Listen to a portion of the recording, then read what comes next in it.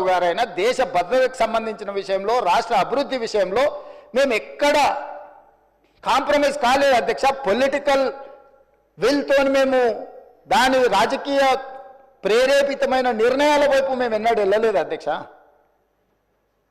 కాబట్టి దయచేసి సభ ద్వారా నా రిక్వెస్ట్ ఒక్కటే, మీరు సూచనలు చేయండి, రాష్ట్రానికి ప్రయోజనం చేకూరే అంశాలను ప్రస్తావించండి. ఇప్పుడు మీరు నెంబర్ ప్రకారం మైక్ ఇస్తలేరు, అక్బరుద్దీన్ ఓవైసీ గారికి ఎక్కువ మైక్ ఇస్తురని.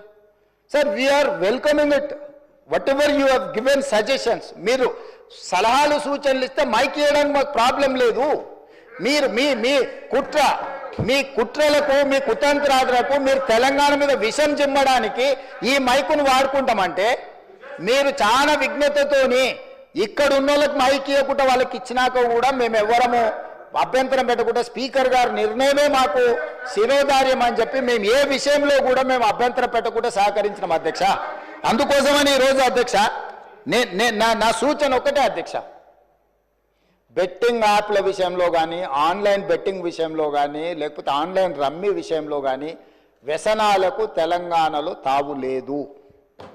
గంజాయికి, డ్రగ్స్కి, కొకైన్కి, కెసినో వాళ్ళకి, కోళ్ళ పందాలకి తెలంగాణలో తావు లేదు. అట్లాంటి వాళ్ళని మీరు ప్రోత్సహించకండి. మీరు ఎంత దగ్గర వాళ్ళైనా మళ్ళీ నేనే దాని వివరాలు మాట్లాడితే అట్లెట్లా మీరు ఇట్లెట్లా మీరు కేసు అట్లెట్లా పెడతారు. మన వాళ్ళు ఉన్నప్పుడు తప్పని పరిస్థితులు వస్తాయి. మీకు బాధ ఉండొచ్చు, మీకు బాధ ఉన్నప్పుడు వాళ్ళని అట్లాంటి తప్పులు చేయకుండా ఆపాలి. గతంలో మనది అధికారం ఉన్నప్పుడు చెల్లింది కానీ ఇప్పుడు చెల్లదురా నాయన. ఇప్పుడు ఇట్లా చేస్తే ఊకోది ప్రభుత్వం అని మీరు మంచి చెప్పుకోవాలి, తలుపు మూసి లోపల ఇంట్లో కొంత చెప్పుకోవాలా. సో దయచేసి మళ్ళొకసారి నేను ప్రతిపక్షానికి విజ్ఞప్తి చేస్తున్నా, అభివృద్ధి భూసేకరణ విషయంలో మీరు అభ్యంతరం పెట్టకండి. నష్టపరిహారం ఇద్దామా, ఏమిద్దామో చెప్పండి, ఓపెన్ డిబేట్ ఫర్ దట్. భూసేకరణ విషయంలో భూమి కోల్పోతున్న వాళ్లకు బాధ ఉంటుంది, దుఃఖం ఉంటుంది. ప్రత్యామ్నాయం ఏం చేద్దామో చెప్పండి. మూసి పరివాహక ప్రాంతంలో నష్టపోతున్న పేదలకు ఏమిద్దాము, ఒక మంచి కమ్యూనిటీ, ఒక గేటెడ్ కమ్యూనిటీ కట్టి వాళ్ళకి ఇల్లు కట్టిద్దామా, లేకపోతే వాళ్ళకి నష్టపరిహారం బాగిద్దామా, లేకపోతే ఫ్యూచర్ సిటీ రోడ్లో పోయే వాళ్ళకి ఏ విధంగా నష్టపరిహారం ఇద్దాము, లేకపోతే ఫ్యూచర్ సిటీలో భూసేకరణకు సంబంధించి ఎంత నష్టపరిహారం ఇద్దాము, లగచర్లలో పేదవాళ్ళ భూమి పోతే ఏమిద్దామో చెప్పండి. ఇది ప్రభుత్వ ఖజానాలో నుంచి ఇచ్చేది ఎవరు, వాళ్ళు కానీ నేను కానీ ఎవరు మన ఇళ్లలో నుంచి తీసిస్తలేము. ప్రభుత్వ ఖజానా నుంచి అభివృద్ధిలో వాళ్ళు సహకరించినప్పుడు వాళ్ళకు రూపాయి ఎక్కువ నష్టపరిహారం ఇచ్చి వాళ్ళని ఆదుకునే బాధ్యత మనది. వాళ్ళకు ఉపాధి కల్పించే అవకాశం ఉంటే వాళ్ళకు ఉపాధి కల్పిద్దాం, వాళ్ళ కుటుంబాలకు ఉద్యోగ అవకాశం కల్పించేది ఉంటే ఉద్యోగ అవకాశం కల్పిద్దాం. కానీ భూసేకరణనే మేము అడ్డుకుంటాము, మేము ముందుకే పోనీయము.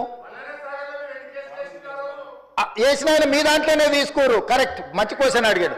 మల్లన సాగర్లో కేసులు వేసిన ఆయన వాళ్ళ దాంట్లోనే తేలేడు, పాలమూరు రంగారెడ్డిలో కేసు వేసిన ఆయన వాళ్ళ దాంట్లోనే తేలేడు.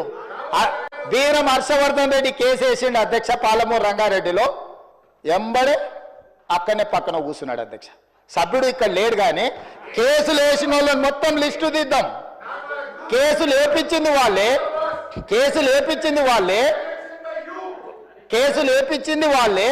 చేర్చుకునేది వాళ్ళే. రాష్ట్ర అభివృద్ధిని అడ్డుకునేవాడు కేసులు వేసి అడ్డుకున్న వాళ్ళను మీరు ఎట్లా కండువ కప్పారు అధ్యక్ష?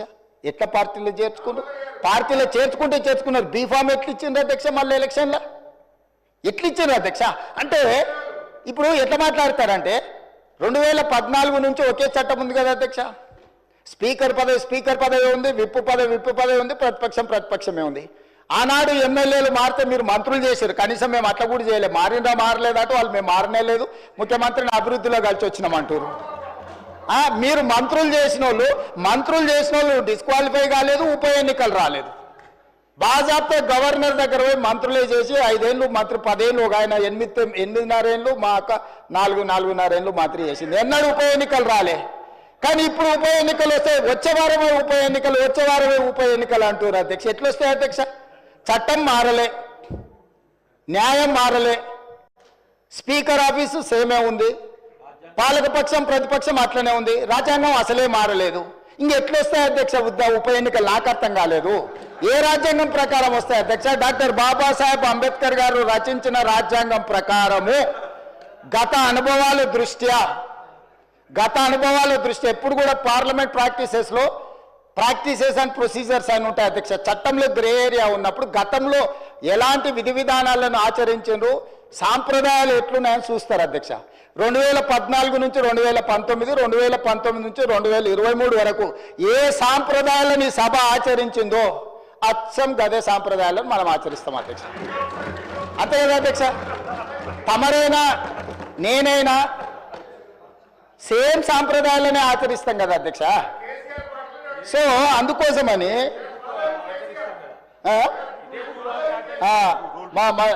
బుక్ కూడా రూల్ బుక్ కూడా మారలే అధ్యక్ష. బుక్ కూడా ఇదే ఉంది. బుక్ వారు రాసిందే అధ్యక్ష. ఆ రోజు కమిటీ వేసి ఈ బుక్ ఎవరెవరు కూర్చొని రాసిన అధ్యక్ష, దీంట్లో పేర్లు కూడా ఉంటాయి అధ్యక్ష. ఉంటుంది పేరు ఉంటుంది. వాళ్ళు ఈ కమిటీలు ఎవరున్నారో కూడా ఇందులో పేర్లు ఉంటాయి అధ్యక్ష. అందులో మిత్రుడు వివేకానంద వీళ్ళందరూ కూడా సభ్యులే అధ్యక్ష. మేమేం అడుగుతాడో నడుస్తలేము. ఆయన అడుగుల్లో నడుస్తాం, మడుగులో పడతాం. ఆయన అడుగులో నడుస్తామంటే మడుగులో పడతాం, సడుగులు ఇరుగుతాయి అధ్యక్ష. అట్లాంటి వాటి చేయం అధ్యక్ష. సాంప్రదాయాలను పాటిస్తామని అంటున్నాం అధ్యక్ష. ఈ సభ కొన్ని సాంప్రదాయాల ప్రాతిపదికన సభ నడుస్తుంది అధ్యక్ష. నేనున్న సభ్యులందరికీ, ఇక్కడున్న మిత్రులకు, సభ్యులకు, ఆశించటోళ్ళకు ఒక ఆయన అయితే ఆల్రెడీ నేను అభ్యర్థి ఆయన ప్రచారం తిరుగుతుండు. పాపం ఆయన అమాయకుడు. ఉన్న మంత్రి పదవి ఊడవిక్కిరు, పంచగట్టుకుర్రు. ఆయన నానాడు మా ముందర నువ్వు పంచగట్టుకొని తిరుగుతావని ఓ ఉప ముఖ్యమంత్రినే తీసేసిర్రు. ఎందుకంటే కొంచెం మంచిగా డ్రెస్ అయితే కూడా వాళ్ళకి నచ్చక ఆ రోజు నేను చెప్పిన రోజు ఆయనకు, ఆ రోజు నాకు మంచి మిత్రుడే అప్పట్లో, అరే నువ్వు ఇంత మంచిగా కడక్ తయారై ఇట్లా చేసి నువ్వు సభలోకి వస్తే ఉద్యోగం ఊడుతుందన్న సరిగ్గా నెల తిరిగేటప్పటికి ఉద్యోగం ఊడిపోయింది అధ్యక్ష. ఇప్పుడు ఆయననే అమాయకుడే ఈ పాపము. వచ్చే వారమే ఎలక్షన్ అని తిరుగుతున్నాడు అధ్యక్ష. నేను తమరి ద్వారా ఎవరైతే ఉన్నారో సభ్యులు ఎవరు ఆందోళన చెందాల్సిన పని లేదు. ఏ ఉప ఎన్నికలు రావు.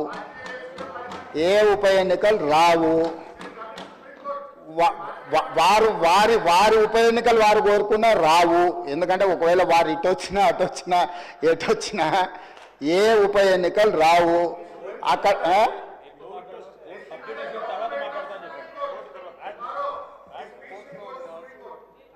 అదేవిధంగా హరీష్ రావు గారు బాగా గుర్తు చేశారు. విషయం సుప్రీంకోర్టులో ఉంది. ఆ సుప్రీంకోర్టులో సబ్జుడిస్ అయిన విషయంలో లోపల నేను మాట్లాడితే కొంత ప్రొటెక్షన్ ఉంది, కానీ బయట మాట్లాడే వాళ్ళకి ఎవరు ప్రొటెక్షన్ ఉండదు actual. This house is immune for certain laws. ఈ సభలో మనం కొన్ని విషయాలు ప్రస్తావించవచ్చు. సభకు రక్షణ ఉంది తమ నాయకత్వంలో. కానీ సభ బయట ఉప ఎన్నికలు వస్తాయి, అయిపోయింది, వచ్చే వారమే ఎన్నికలు, మళ్ళవారమే ఎన్నికలు, ఇదంతా ఉత్తదే అధ్యక్ష. అదేంది జరిగేది లేదు, పోయేది లేదు, ఎవరు ఆందోళన చెందాల్సిన పని లేదు. ఎందుకంటే ఉప ఎన్నికల మీద మనం దృష్టి పెట్టాల్సిన అవసరం లేదు. అభివృద్ధి మీద నేను ఎందుకు ఇవన్నీ విషయాలు చెప్తున్నా అధ్యక్ష తమరి ద్వారా అంటే, మా దృష్టి ఎన్నికలు ఉప ఎన్నికల మీద లేదు. మా దృష్టి రాష్ట్ర అభివృద్ధి మీద, రాష్ట్ర సంక్షేమం మీద, రాష్ట్రానికి పెట్టుబడులు తీసుకురావాలని, తద్వారా ఉద్యోగ ఉపాధి అవకాశాలు కల్పించాలని, శాంతి భద్రతలను కాపాడాలని, ఈ రాష్ట్రంలో ఎవరైనా తప్పులు చేస్తే వాళ్ళ పట్ల కఠినంగా వ్యవహరిస్తామని చెప్పడానికే ఈ అన్ని విషయాలు నేను ఇక్కడ ప్రస్తావించిన అధ్యక్ష.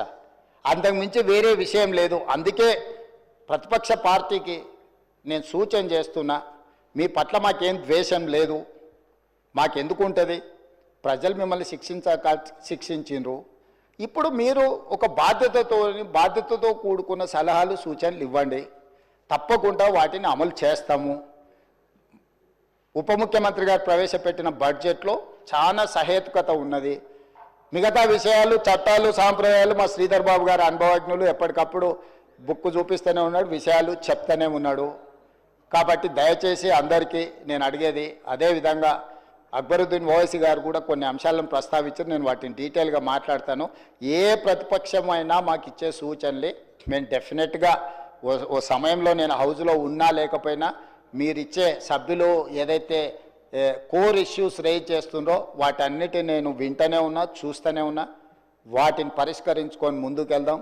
తమరు సభ్యులకు ఎవరెవరికి అవకాశం ఇవ్వాలనో తమరు అవకాశాలు ఇవ్వండి అధ్యక్ష. నా విజ్ఞప్తి ఒకటే, సూచనలకు సలహాలకు సమయం ఎక్కువ ఇవ్వండి. రాజకీయ దాడి చేస్తాం, ఎదురు దాడి చేస్తాం, క్షణికావేశంలో యాసిడ్ దాడులు అని చూస్తుంటాం కదా అధ్యక్ష. అట్లాంటి యాసిడ్ దాడు లాంటి ఆలోచనలతో ఇక్కడ మాటలు మాట్లాడితే అది రాష్ట్రానికి నష్టం జరుగుతుంది. రాష్ట్రానికి నష్టం కలిగించే మాటలు ఎవ్వరు అక్కడి నుంచి మాట్లాడినా ఇక్కడ నుంచి మాట్లాడినా